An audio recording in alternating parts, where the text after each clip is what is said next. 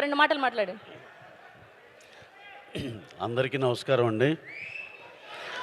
ఈ Chennai love story ఈ సినిమాకి ఈ స్థాయి మంచి స్థాయి, ఈ స్థాయి అంటే మళ్ళీ చిన్నది కాదు.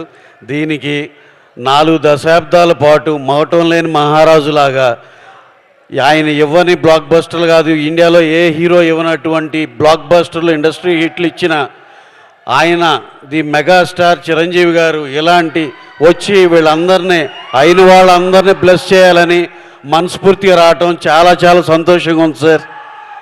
సో అలాగే నెక్స్ట్ 2-3 గురించి చెప్పాలనుకున్నా. అలాగే ఈ సినిమాకి ప్రొడ్యూసర్లుగా సాయి రాజేష్ గారు, ఎస్కేఎన్ గారు, ధీరజ్ ముగ్గురు పెద్ద బేబీతో చాలా పెద్ద హిట్ కొట్టారు. మళ్ళీ ఇంకోసారి ఇంకా దాన్ని మించిన హిట్ కొట్టబోతున్నారు. ఆ నమ్మకం అందరికీ ఉంది. ఎందుకంటే ఆ ప్రీమియర్స్ ఏదో పెట్టిన షోలను బట్టి చూస్తుంటే 37 ఇక్కడ నైజాంలో పెట్టారు, రెస్ట్ ఆఫ్ ద ప్లేసెస్లో ఇంకొక 20-25 పెట్టారు. అన్నీ ఫాస్ట్ ఫిల్లింగ్ అండ్ ఫుల్స్ అయిపోయినాయి. అంటే దీని మీద ఉన్న క్రేజ్ అర్థమవుతుంది.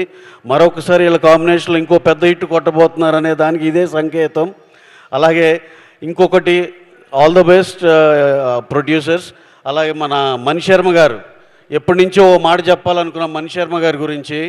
ఆయన ఆ రోజుల్లో ఆయన ఇచ్చిన చూడాలని ఉంది కానీ, ఇంకా ఆ తర్వాత ఇందిరా కానీ, ఆ తర్వాత పోకిరి కానీ, అతడు కానీ, చిరుత కానీ, ఆయన ఇచ్చిన భారీ హిట్లకి ఆ రోజుల్లో ఆ మెజర్మెంట్ లేదు. కానీ ఏమని యూట్యూబ్ వ్యూస్ అని అవన్నీ, లేకపోతే ఈ పాటి సార్ 100 బిలియన్లు అవన్నీ ఎక్కడో ఉండేవి సార్, దగ్గరికి కూడా ఎవరు వచ్చే లేనంత పరిస్థితిలో ఉండే అలాంటి సాంగ్స్ ఇచ్చారు ఆయన. అలాగే మన డైరెక్టర్ గారు ఇందాక చెప్తా రవి నంబూరి, ఆయన చెప్తా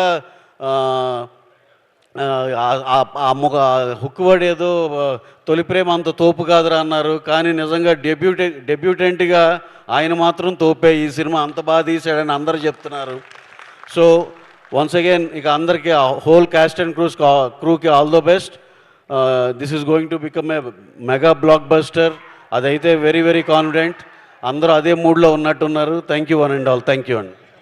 thank you so much Ravi గారు. ఎస్.